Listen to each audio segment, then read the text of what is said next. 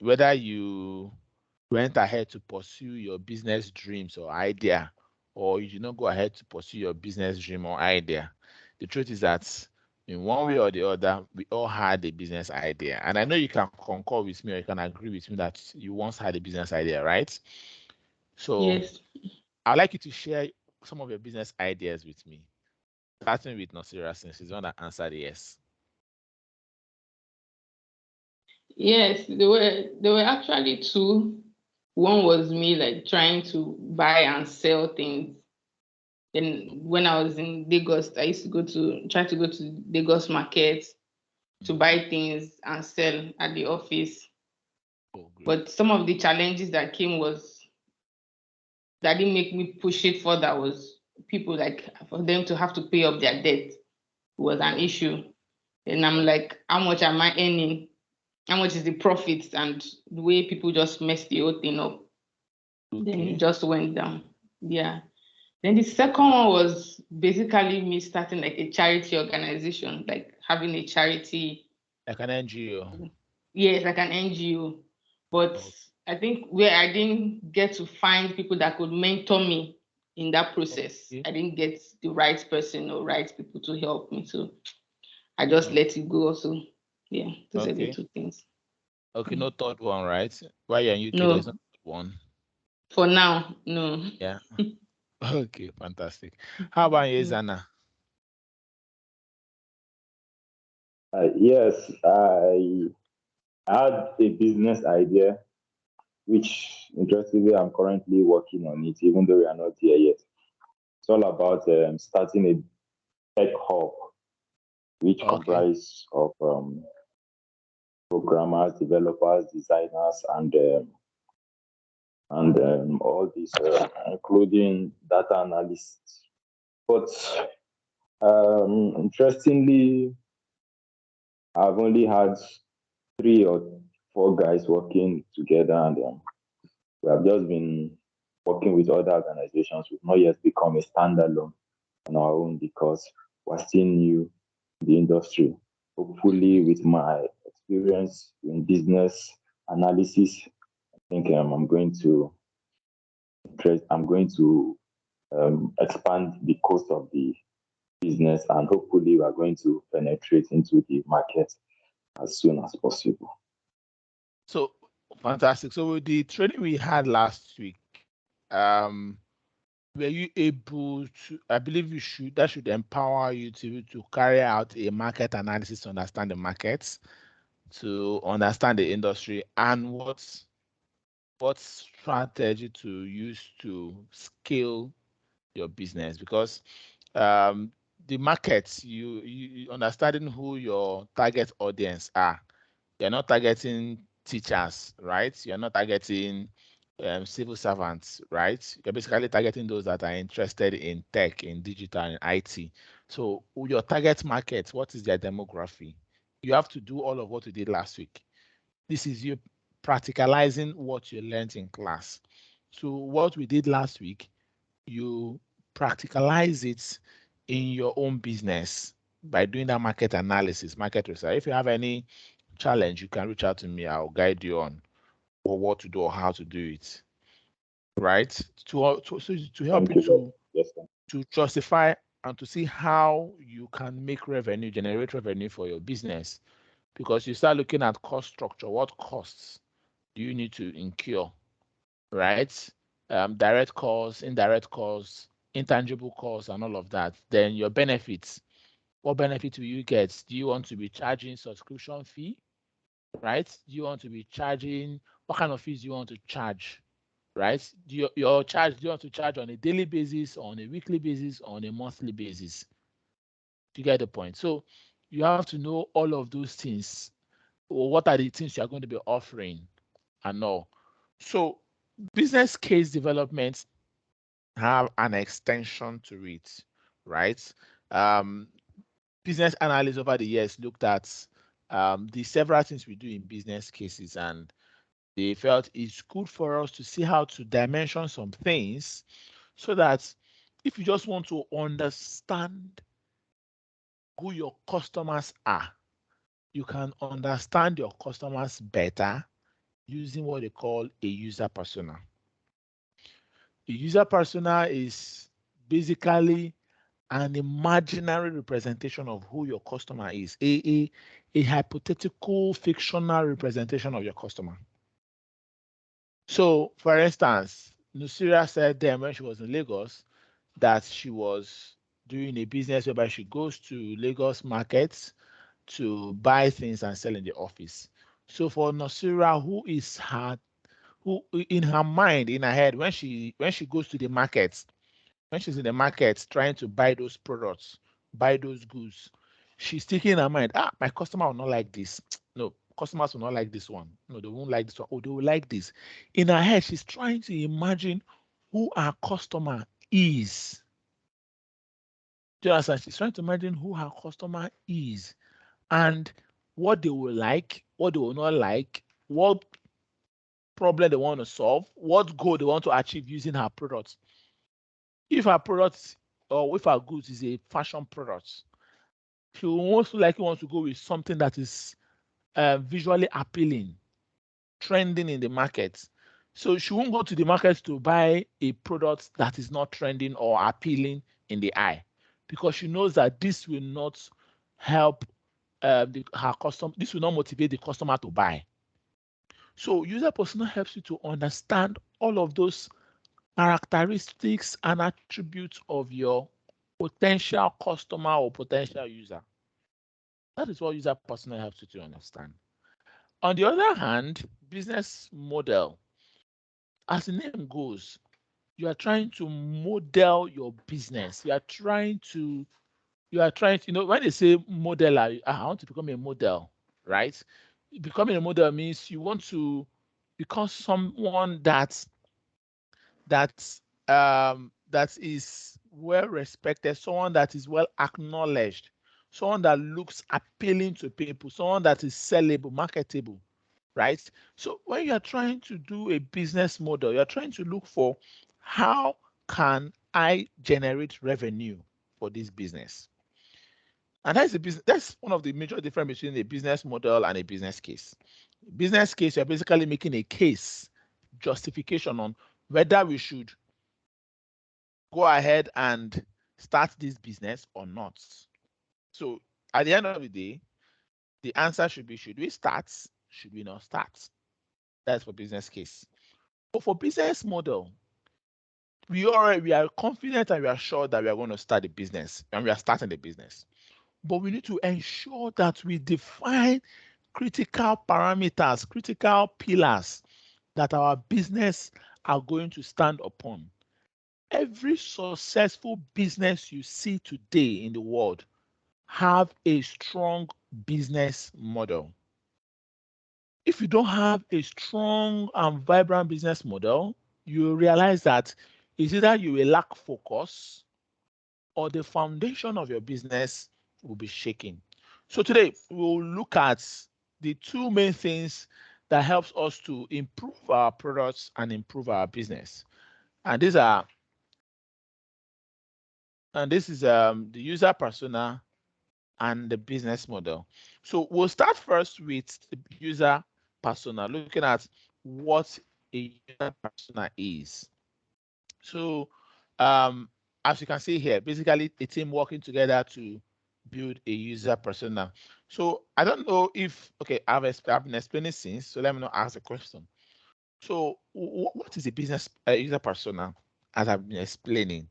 Taking your mind off all of the whole text that you're seeing on the screen, user persona, simply put, is an imaginary representation of your potential end user or your potential customer. That is just it. An imaginary representation of your potential customer. You know, when you go to the market and you want to buy goods, you are buying in respect of, will my customer like this? Will my customer buy this? Right? You are trying to have a representation of what your customer will like. You're imagining this in your head, what your customer will like, what your customer will not like. And this is you going to the market. Now imagine before you go to the market to buy the products, or even before you go ahead to start building the products, right? Before you go ahead to start the business, you now sit down and do research to understand Who are my customers? What will motivate them to buy? What challenge or problem or pain points are they facing currently? What goals and objectives do they want to achieve? What is their demography? What influences them to buy? These are basically things you sit down to understand before you even start the business, before you even selling the products or starting your business, right? And these are done using what we call user persona, trying to understand who my customer is, what will he or she like, what will motivate him to buy, what will motivate her to buy. A user persona has a specific template. It has a general template.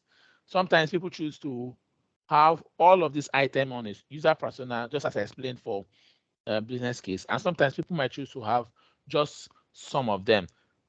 But the most important thing is that you are able to capture the key criteria of a user persona. So let's take a look at the key templates, the structure of a user persona. We have the name of the user persona, boldly written at the top here, where we have this user persona type. Then we have their life goals, right? We have the life goals of the customer. We have their life goals. Then you now talk about their demography. So in terms of the demography, we have their age, where they are working, their marital life, their location, their character. So what kind of character are they? Are they the type that are they motivated? Are they goal oriented? All of that stuff. Then their personality, trying to understand your customer. Your customers, are they introverts? Your customers, are they introverts? Like, are they introverts or they're extroverts? This will help you understand their approach to your product and their approach to referral. Are there people that would like to think before they buy? There's some people that if you want to sell a product to them, you have to convince them, talk to them, because they want to think first. They want to reason before they make a decision to buy. Whereas there are some people that you don't need to do so much convincing. Once you just tell them about that product and you just say, I think I would like this product, and immediately we go ahead to buy. They are feeling customers. They are not thinking customers. So you need to understand, my customers, are they thinking or they are feeling, right? You also need to understand if your customers are sensing or intuition. Do they just act on intuition, right? They say, I'm just tilted to buy this. My intuition tells me to buy this, or my intuition tells me not to buy this particular product, right? What is their personality? Are they sensing or are they intuitive in making judgment to buy? Are they judging? Like, there are some people that if you want to sell a product to them, or you're telling them about a product, you're marketing a product to them, to start judging this thing that you're selling, the leg is not even good. Let's say, for instance, they want to buy some people want to buy a corn from you. There are some people that when they get to a place where they sell corn, right? The woman roasting corn by the roadside, and two people get there. Mr. A gets there. Mr. A looks at the corn and say, this your corn like this, way like this. Now, wow, this corn is not even looking fresh. Are you sure this corn is fresh? Or you've not brought this corn for over 2 weeks? See all these things at the back of the corn. Why is this corn like this now? I don't like all this. Now people selling all this kind of things. They are judging. They are critical, right? We have people like that.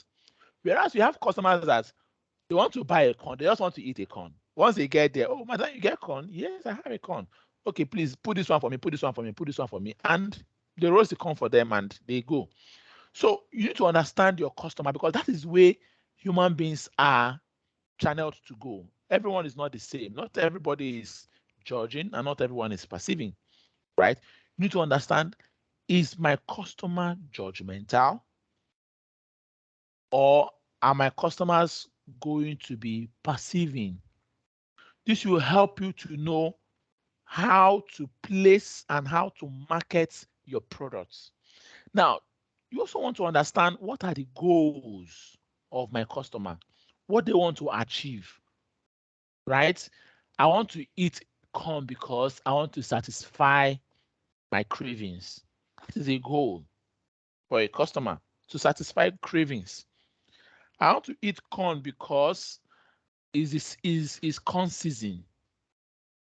That is the goal of the customer. So you need to ask yourself, what goal will my customer want to achieve? For instance, Ezana wants to start up a tech hub. So your typical customer might be somebody who is working remotely or someone who is doing a digital job, who is working in the IT industry, right? What goals they want to achieve? Maybe one of the goals is that I want to have access to constant power supply and internet service. Do you understand? That could be a goal for the customer. So understanding what will be the goals of my customer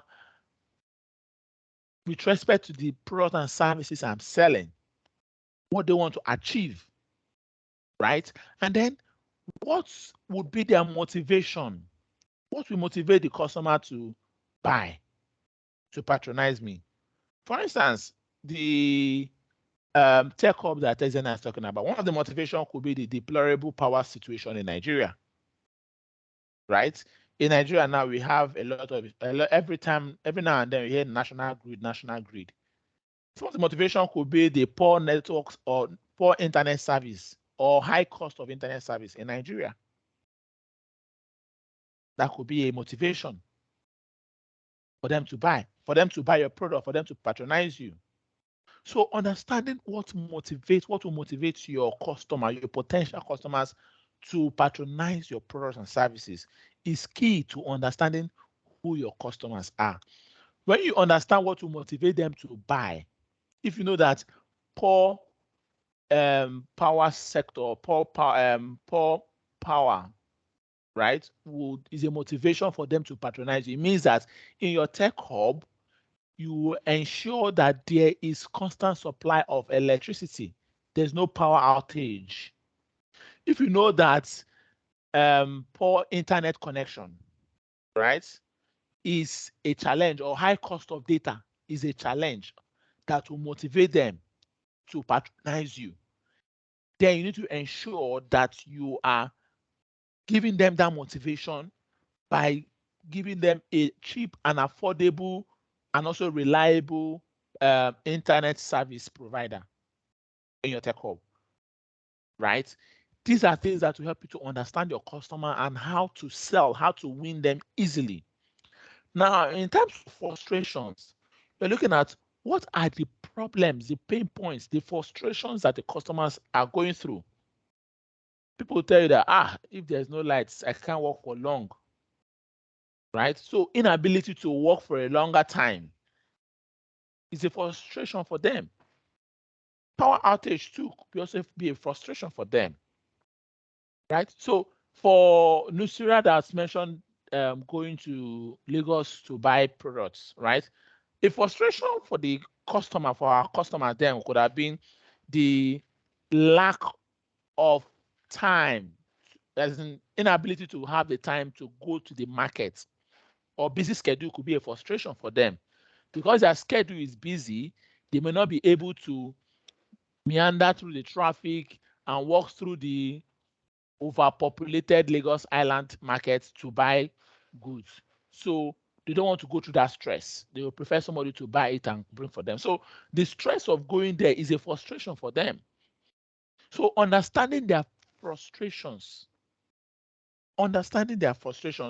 will help you to profile the best solutions for them.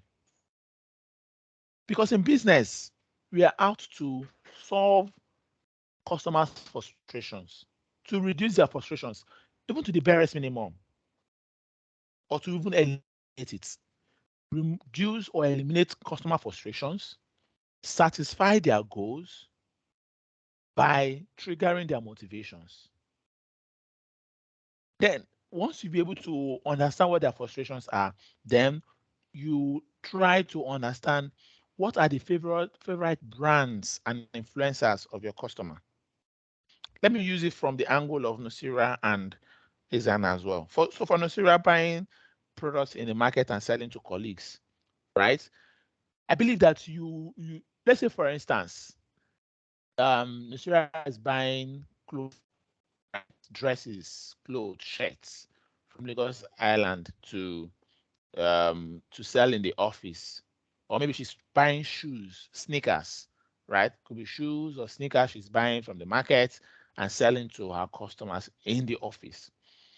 And then you always hear one of your colleagues in the office always talking about, I just like Nike. I like Nike products. They are very sleek and sharp.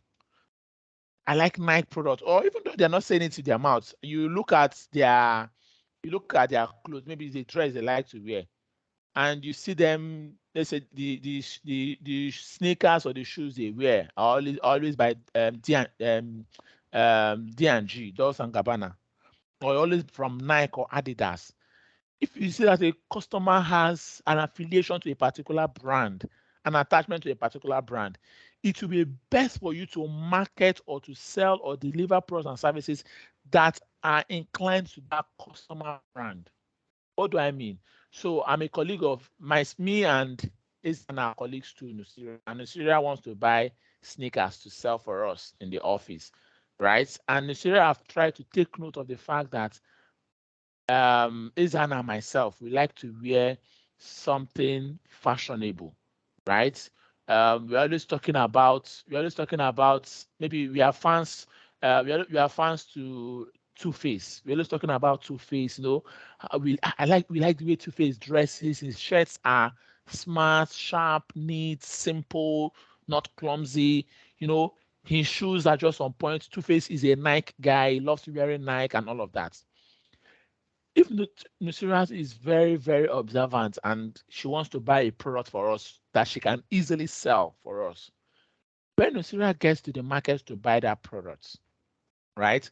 And she gets to the market, she remembers that we are a fan of Too Faced. That means Too Faced ideally is our influencer, as it is, right? And Too Faced loves to wear Nike, and we want to look like Too Faced ourselves, right?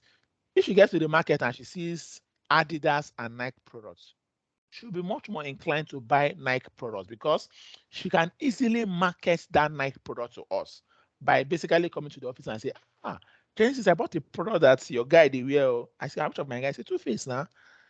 They say Too Faced they wear Nike products. I say, yes. So, but I like, for that fact, I like Nike products. So if I see Nike product, I'll buy it because I want to wear things that Too Faced wear.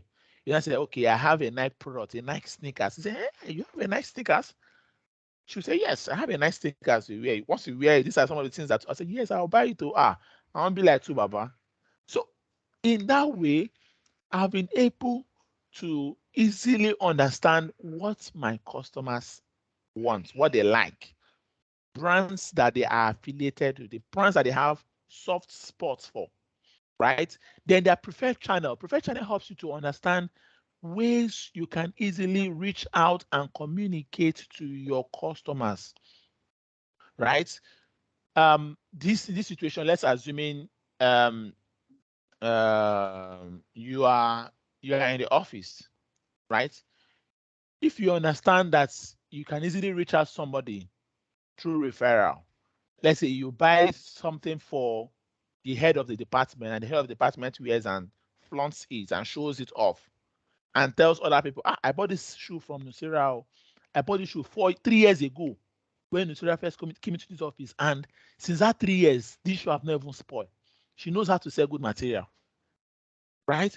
In that way, you have basically marketed your products through another person. So someone has helped you to market your products through referral. So you need to understand what are the preferred channel. You are trying to do reach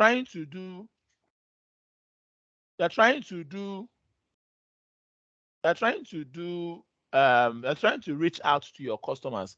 How would you reach out to them? Where do you think they will be easily accessible? Right? Is it through social media? They'll be accessible. That means you have to focus on marketing on social media. Is it through the guerrilla marketing or traditional ads? There are some people today, because sometimes when I'm driving, I turn on the radio and I hear people make call into a radio show, and they'll say that everywhere they are going, they must have their radio with them. So there are some people that traditional media, radio and television is just the only way you can reach them. If you like advertise on Twitter, on Instagram, on LinkedIn, on Facebook, it's not for them. But once you're able to advertise on radio, you can easily reach out to them. You can easily get them across. So you need to understand what are the preferred channel of your customers. What are their preferred channel? Then all of this information will now help you to put up a short, straight, simple, and accurate bio of your potential customer. This will help you to understand who your user persona is. Once you have a complete and accurate user persona, it will help you to be able to understand who your user persona is. So we're going to just take a look at, dive in more details into what user persona is, why is it important, why should we do user persona, how can we prepare a user persona. Then we'll look at some samples of user personas that I have prepared, right? So let's dive into the importance of user persona. Why is it actually important for us to prepare a user persona? User persona helps us to build empathy, right? It helps us to build empathy for our customers. If you are going to buy products or you want to sell products in the market, if you don't understand the pain point of your customer, their motivations and the goals they want to achieve, you will not be able to deliver the right products or services to them. So that empathy, to put yourself in the shoes of your customers to make a decision for them, is one of the reasons why user persona helps in ensuring that we understand our customers. So that is why it is important for us to do user persona, to build empathy, to prove in building empathy, it helps us to value why we do user personas. We will need to empathy helps us to identify with the customers that we are designing our products and services for. That we are designing our products and services for. The more we engage with our user persona, take it as in, you don't just see your user persona as something that is on paper or something you just design on a template. You try to affiliate, see the reality in that person, right? See them as real people, because they are most likely going to be the ones to patronize your products, and you capture their interest, which is their motivation and frustrations and goals. Capture their interest during the design process. When you are designing your products, you need to capture them in that stage, and that is what empathy helps you. Another importance of having a user persona is that it helps to provide a direction for you to make the right decision. Making the right decision at the point of buying your product and services or selling your product and services to your customers is one of the important why we need to have a user persona. If you can't understand who your customer is, you won't make the right decision to buy the right goods for them. If you don't understand who your customer is, you can't make the right decision to know the sort of services, the quality of service you need to deliver to your customers. So user persona helps to provide the direction for making the right decision about your customer. User persona also helps you to communicate research findings when you are in a team. Please, can you please just give me a minute? Just a minute, please. Thank you.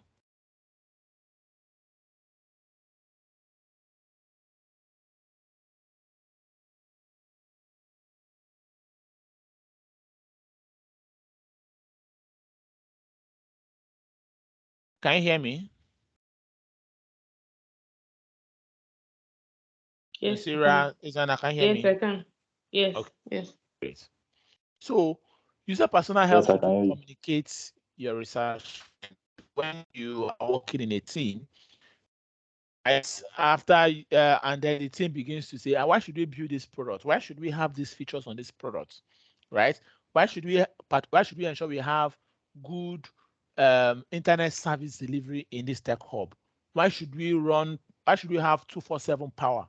Why should we have a conducive and serene environment for this? Maybe a member of the team starts to throw up such questions. Your user persona that you have done will help you to communicate and convince stakeholders, your team members, people about why we should do or why we should provide such quality of service to a customer or not. So communicating your research findings, these are some of the importance of user persona. So we'll go to the next one, which is how do we now create this user persona? I've told you what user persona is. A template of a user persona. We've talked about the importance of a user persona. Why is it important? Why must we do a user persona?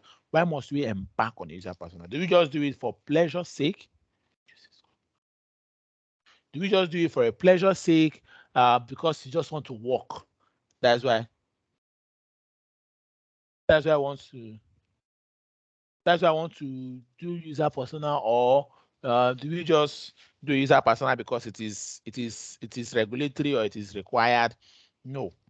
So, but now, how do we now prepare a user persona?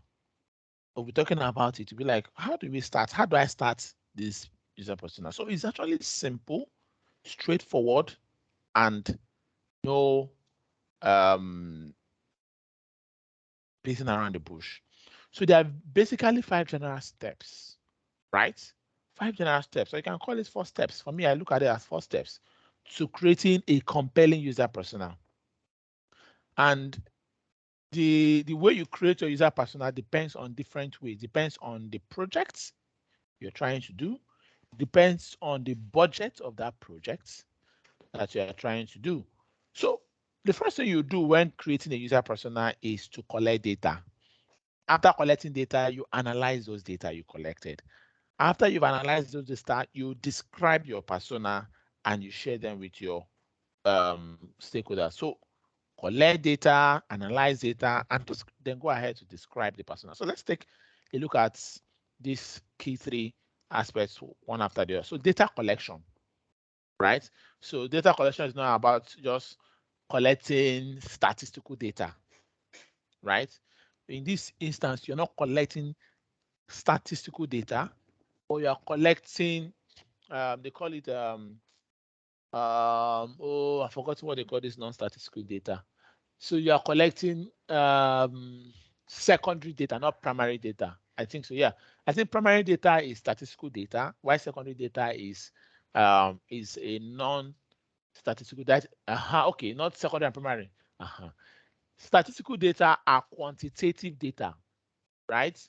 So you're not collecting quantitative data, but you're collecting qualitative data.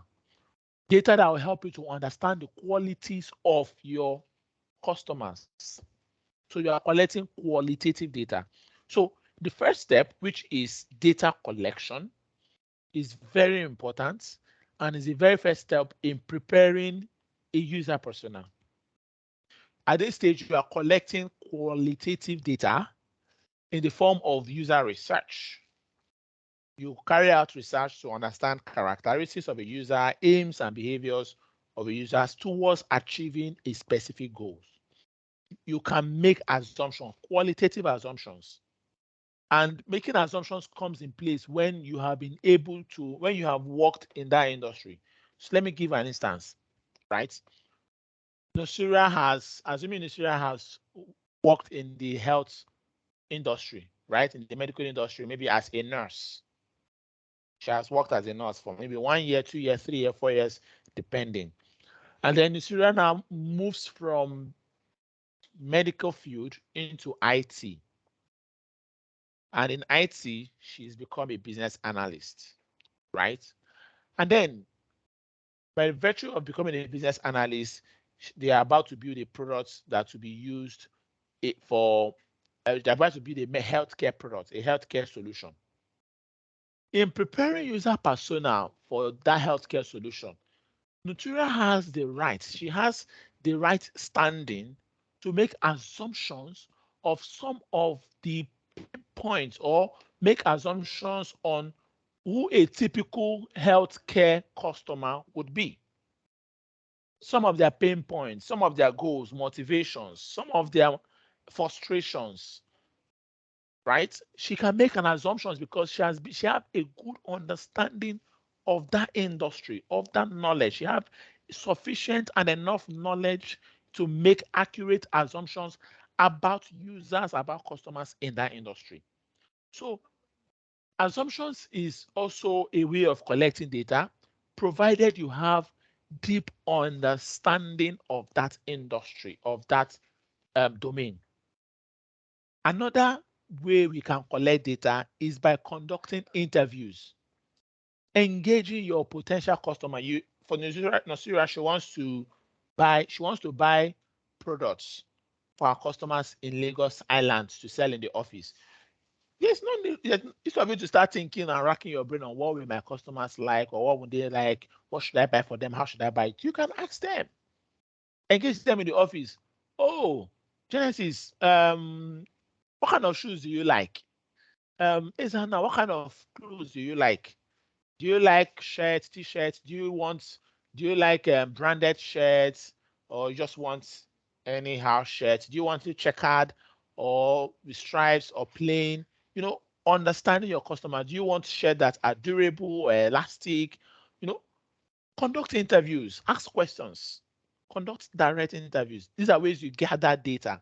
You gather qualitative information, qualitative data about your customers, right? Then you can also carry out surveys and questionnaires. If your customers are not close to you, or if you know that you may not have the time to interview a large number of customers, you can draft out questions and survey questions, share to them and let them provide answers to you. Maybe in your office, you're working in First Bank headquarters in Marina, right? And you have over 1,000 staff in that particular building. And then you are asking yourself, should I go office by office, asking people what kind of product or materials they want me to buy, what kind of shoes they want me to buy for them in the market? Instead of you doing that, right, you can basically draft out questions and share to people. You can engage HR or tell HR that you want to share a survey on what to buy for some of your colleagues in the office. You can draft out questions and questionnaires and souvenirs, send to them via mail, plead with them and tell them to provide responses. And you can capture data through that. You can understand customer needs through that. The essence of capturing data is to understand the customer, right? So after you be able to capture your data, the next thing you now do is to analyze this data, right?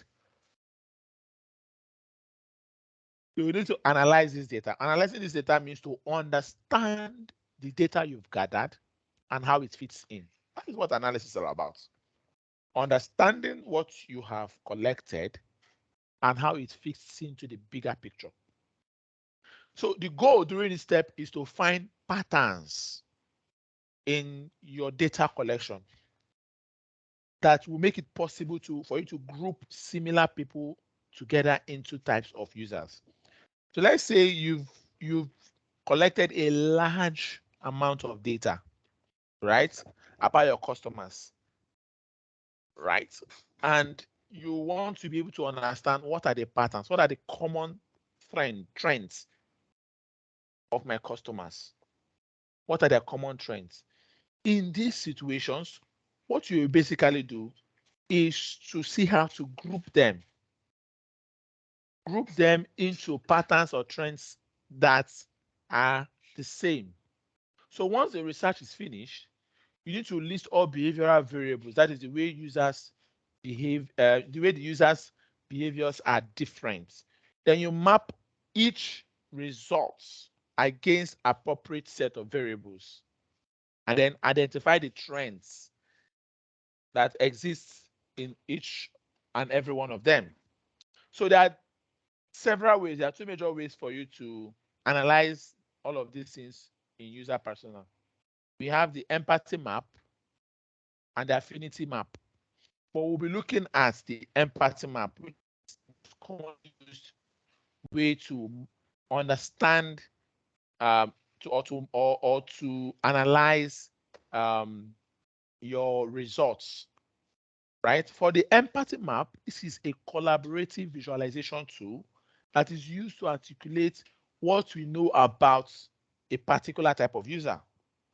It externalizes knowledge about your users, and also in order to create a shared understanding of your user needs and help you in making effective decisions.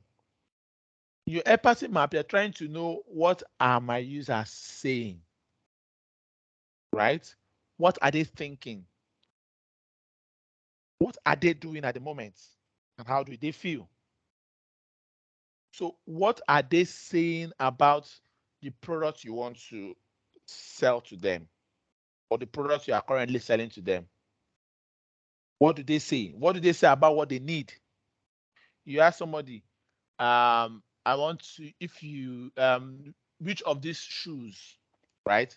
Which of these shoes, or which of this brand, which type of shoes do you want to buy?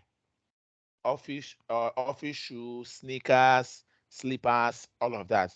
So what are they saying? What choices are they going? If you have 100 responses or 100 data, out of that 100, if 60% are telling you that they want sneakers, then you'll be tilted to buy more of sneakers. If 25% are telling you that they want slippers or office shoes, right? Then you know that after when you go to the market, the large quantity of what you buy will be sneakers.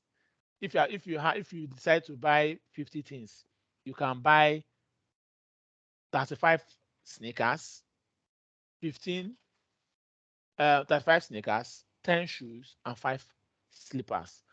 You are trying to understand, what are they saying?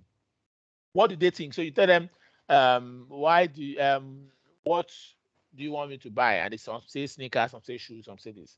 You now ask them, why do you want me to buy that sneakers? So they're trying to understand what they are thinking. Why do you want me to buy sneakers, or why do you want me to buy the above? So I said, well, I want you to buy the above because I believe and I think is what I need. You know, I have a lot of office shoes and I need something that will just make me feel free and, athletic and all of that. This is what they are thinking. What are they doing? So what are you currently using? What kind of footwear are you currently wearing? What kind of shoes are you currently wearing? So what are they doing currently? Then how do they feel? How will you feel wearing a shoe? Say, oh, I'll feel young wearing sneakers. I'll feel athletic. I'll feel soft wearing the sneakers, right? This will help you to understand your users, your customers. So you now ask yourself, should I satisfy what they are saying, or should I satisfy what they feel?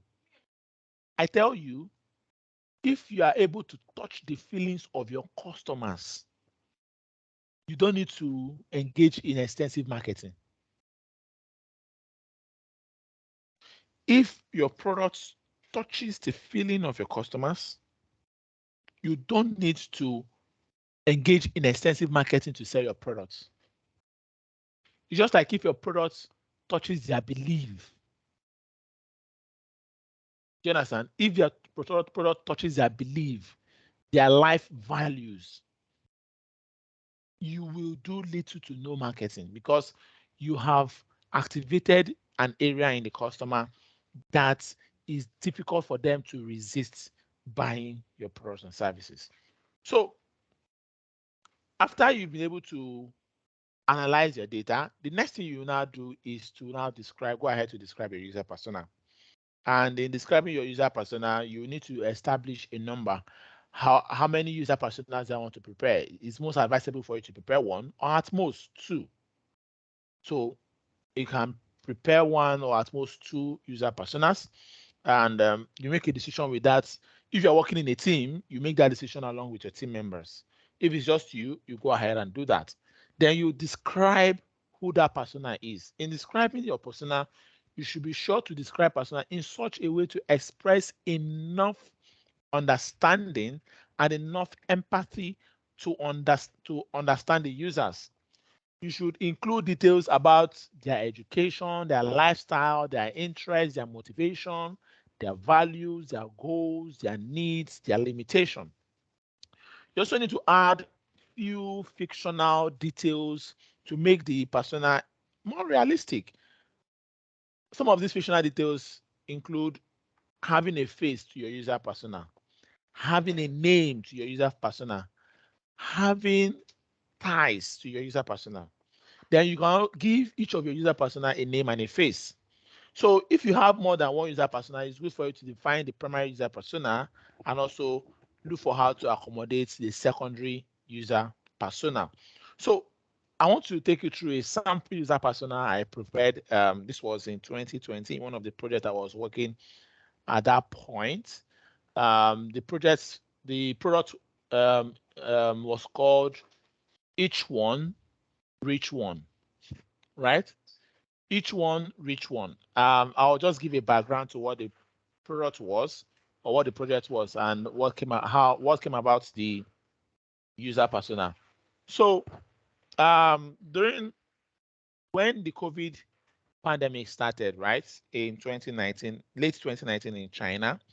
So at that point, other parts of the world were living their lives and people were going and moving around in their usual and normal ways, right? Then at a point, it started spreading across continents, across countries, across the world. And then it came into Nigeria. I remember the first situation whereby it was an Italian expatriate who came into Nigeria, working with what's the name of this building a construction company. So he came into Nigeria and where he was lodged in Ogun State, it was identified and the alarm was raised in Lagos that COVID has landed in Nigeria and Lagos was the epicenter. So at that point, government needed to take an action, and some of the decisions that government took, and not just the Nigerian government, but worldwide, was to impose a lockdown, right? And this lockdown that was imposed had a lot of negative effects on the economy, on the society, on people as well. One of the major effects was that people whose income are derived from a daily basis, that is those who get what they call daily income, people like bus drivers, Uber drivers, market sellers that they have to go every day to get their income. Their income is not monthly, whereby they have to work and at the end of the month, someone pays them salary, right? Even those that have monthly income, nobody have to move around. There's a lockdown.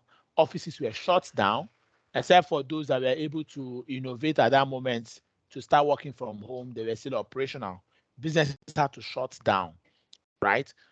And ideally, those who have daily income, who get daily income, their businesses were terminated at that point in time.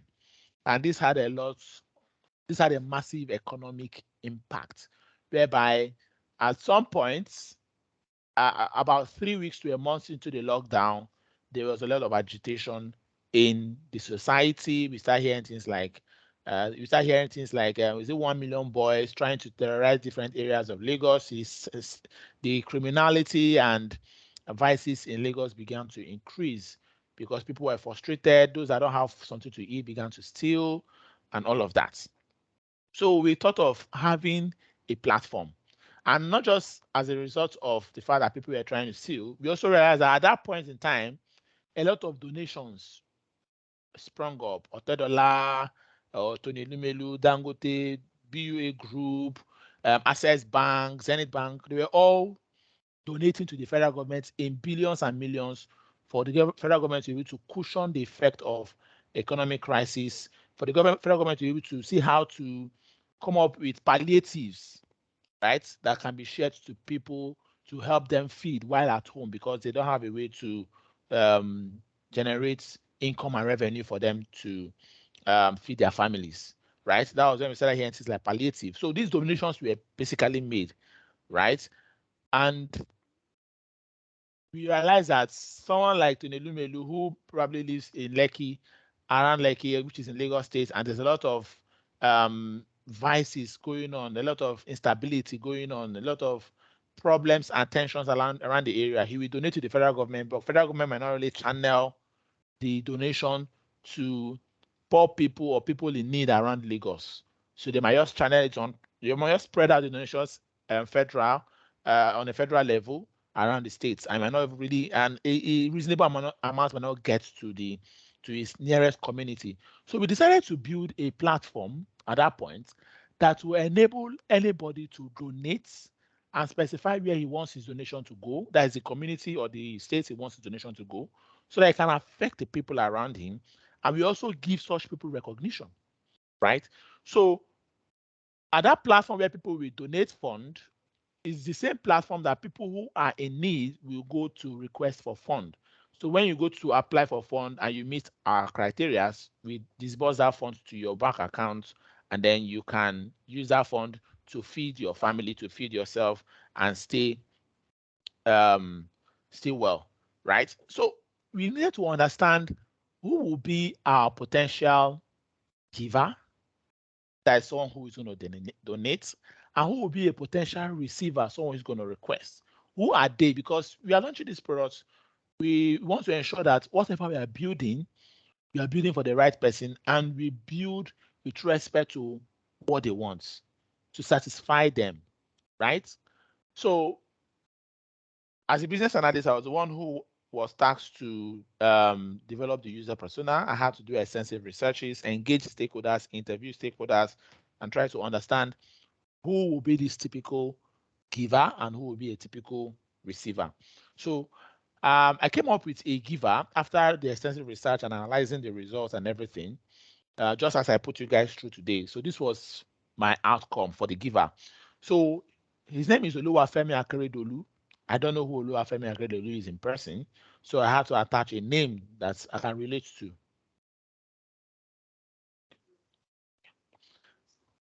So I had to attach a name to. I have to attach a name to him, and he's a giver. Oluwafemi Akeredolu. His life quote is that he feels like there is an efficient. It feels that there should be an efficient and more easier way for him to reach out to the needy during the period of the pandemic, rather than just donating to the federal government. I believe that him giving and reaching out to the needy during the pandemic, there needs to be an efficient way. So he's looking for an efficient way to reach out to those that are needy around him. He's 65 years old, he's an investment banker, he's married, he lives in Lagos, Magodo, and he's pragmatic. He has a pragmatic character. He's a philanthropist. He gives to motherless baby homes and charity organizations. He's a go-getter and he's a family man. One of the frustrations, or some of the frustrations of Oluwafemi Akeredolu, is that there is no reliable source of giving, right? Donation, there's no reliable source of donation, of giving. And that is because at that point in time, due to the corruption perception that people have about the government, there was this information then that the Ministry of Finance House, I think Ministry of Finance House or Accountant General House office rather, in Abuja caught fire after several donations have been made by different foundations and organizations. I think some weeks later, the building caught fire and it's burnt. And there was this rumor that the record of all the donations that were made were kept in that. The files, record of the files of all donations that were made are stored in that particular building, and they all caught fire along with the records.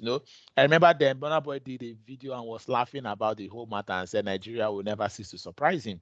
So people like Mr. Akeredolu, knowing that such corruption and such situations occur in the government, so they have that frustration of not having a reliable source to give, to donate their fund because of corruption in government. And another frustration to them is that when they donate to the government, that aid that they've donated, that money they've donated may not reach to serve those that are needy around his immediate environment. So these are basically frustrations that he's having that has made him not to even donate a dime, and he has the urge to donate. His motivation is that he wants to attain a social status. He has a high regard for social status, whereby he wants people to know him to be a giver. He knows that if people know that I'm a giver, then I can gain some social respect. I can gain some respect in the society, right? Social status is a motivation to him. Fear is also a motivation to him. And what is that fear? The fear of if the people living around him, the needy, the community living around him that are needy, if the hunger and starvation continue, one day there could be an army of thieves would rise up and invade his home and steal all of what he has, or even harm him and his family. So there's that fear of increased criminality, increased social vices as a result of hunger in the society or in his immediate environment. Also, a motivation to him is religion. He's a religious man that feels that he needs to extend the hand of help to people around him to satisfy his religious desires and fulfill his religious obligations. His goal is to acquire more social status and recognition. His goal is to reduce the increasing crime rates, and his goal is also to fulfill all righteousness by giving to the needy. Mr. Oluwafemi Akeredolu is always on his mobile phone. So we have it in mind that once we are launching our product, we need to ensure that our product is mobile friendly. He's always on his mobile phone and also on social media, so we can advertise what he has done, or we can advertise his donations on social media. We can also market and reach out to him through social media. He has less time on emails and spends less time on his laptop. He is not really an introvert, but he's just between the borderline of an introvert and an extrovert. He's very active. He loves to participate. He's very fickle, and that is why he doesn't want to. He's not loyal to the government to say I want to give to the government, irrespective of the fact that there's corruption. Let me still give, because the fact is, people like Tony Elumelu and the rest that donated that period, they knew that there's corruption in the government, but because of their loyalty to the government, they needed to just donate and also gain that social identification, right? So, but Mr. Akeredolu is not someone that is loyal. He's someone that is fickle. He's very analytical in giving. He has to ensure that he has considered the pros and cons, made every consideration before he goes to make his donation. Now, what is the short bio of Mr. Akeredolu? He basically is a renowned investment banker who has been married for over 25 years with his darling wife, Bisi Akeredolu, a university lecturer. Their marriage has been blessed with 3 lovely children, Shola, Sheyi, and Sheye.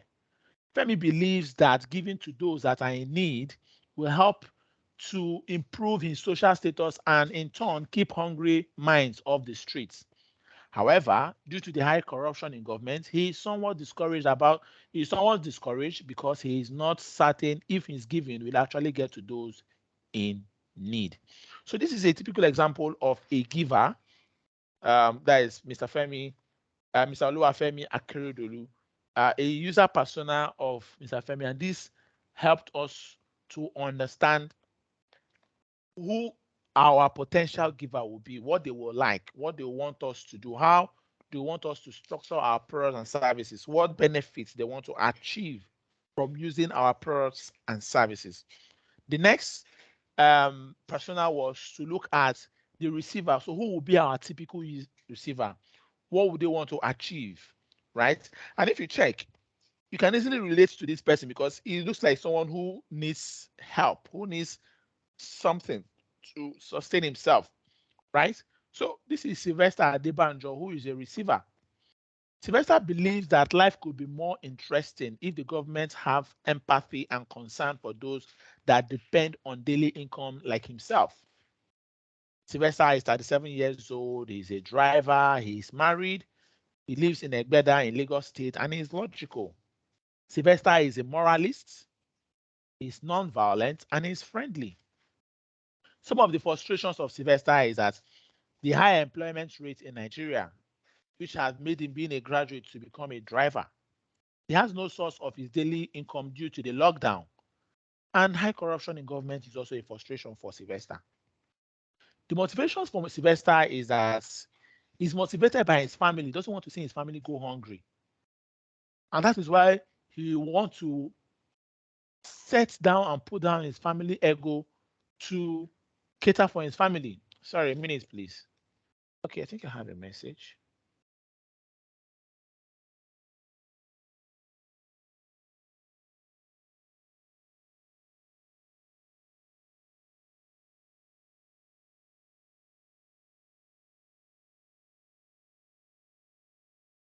Okay, sorry. Can you hear me? So let's continue. Yes, we can. Yes, I can. Okay, sorry for the interruption. So Sylvester is a family man. He's motivated by his family.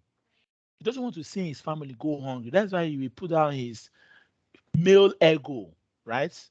And beg and request for fund and request for help, right? He is someone who is motivated by equality. He's someone who is motivated by equality. He wants there to be equality and equity in distribution of resources. He's someone who's motivated by responsibility. He doesn't want to send out his children to beg. He wants to take the responsibility of catering for his home. So he's motivated by responsibility. What are some of his goals? His goals are to ensure that his family do not stay hungry during this lockdown, during this pandemic. The money that he has saved up from his daily income is about finishing, and there's no source of income for him. So he's trying to ensure that my family do not go begging and stay hungry in this pandemic. He also want to show a good examples to his children. Some people are engaging in some vices, criminal activities, right? Looting. Then there was a lot of looting and rampaging of some of these stores, not just in Nigeria, but around the world. During that pandemic, people were breaking into some of these stores to loot and take away valuable goods and items for themselves. So he wants to show a good examples to his children. These are his goals. So he doesn't want to engage in these vices. And if you see, this ties to his character, which is a moralist and being non-violent. Sylvester wants to be a good citizen that observes social ethics. So he wants to go through the right channel to seek for help. The preferred channel for Sylvester is that he's always on his mobile phone, his social media. He's not so active on social media. He watches television to get information to know if the government is going to lift up the lockdown. He's always listening to his radio to know what is happening, to keep himself engaged and involved. He's an extrovert because he's a driver. He loves to engage with his passengers. He's active, he's loyal, he's not analytical, neither is he creative. Now, a short bio about Sylvester is that Sylvester is a 37-year-old Uber driver who is married to the love of his life, Aderonke, and they have 5 children, with the eldest being 7-year-old. He believes that the government can do better for its citizens by ensuring that basic amenities are made available and creates more employment opportunities for the younger population so as to enable economic growth and curb insecurity issues. Sylvester works round the clock every day to ensure that he puts food on the table for his family and that his children get a good level of education, a good level of quality education. So you see, from these two users' persona, these are people that you can easily relate to, that this is what they feel and this is why they want to actually give or request for assistance on our platform. So these were the two personas to generate or come up with during that period. And I shared it with the team members, made a presentation to stakeholders, and this helped us to even rebuild and improve the platform, improve the solution to ensure we cater all of these frustrations, motivations, and goals of our customers. I don't know if you have any questions before we go into creating a business model. I don't know if you have any questions. I'd like us to just take some questions before we go into creating a business model. Nusira, Yes, Izana. I have a question. Fantastic. Go ahead, please. I would like to know how the temperament of an individual can affect the business need, that it has to be included in a user persona. Yeah. So with respect to temperaments, right? With respect to temperaments, that is where you capture it here. And you also capture it in their personality. Do you understand? You capture temperaments in their personality and also in their archetype. So if someone is non-violent or friendly, you capture that here. If someone is fickle is someone that they don't take nonsense, right? It's someone that if they are using their product, if you're using your products now and they see something that they don't like or they don't want, they automatically they cease using your product and look for the next product to continue using that will meet their needs. So temperament are things we capture in their personality and also in their archetype. That's why if you look at the archetype of Akeredolu, he's a philanthropist, he's analytical, he's fickle, he's a go-getter, he's a family man. For for Sylvester, he's basically someone who is loyal. So even though you do anything, he wants to be loyal to you. He's an extrovert. He's non-violent because he's loyal, so he's not violent. Do you understand?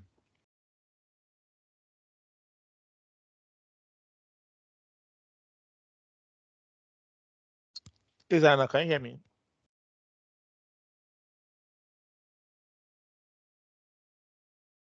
Hello? Nusira, can you hear me? I don't know if it's just me or Izana. I'm with you. I can hear you. Okay. Is that well understood? Izana? Yes. Okay, thank you. Yes, How sir. about you, Well Nusira? Any understood. question? Thank you, sir.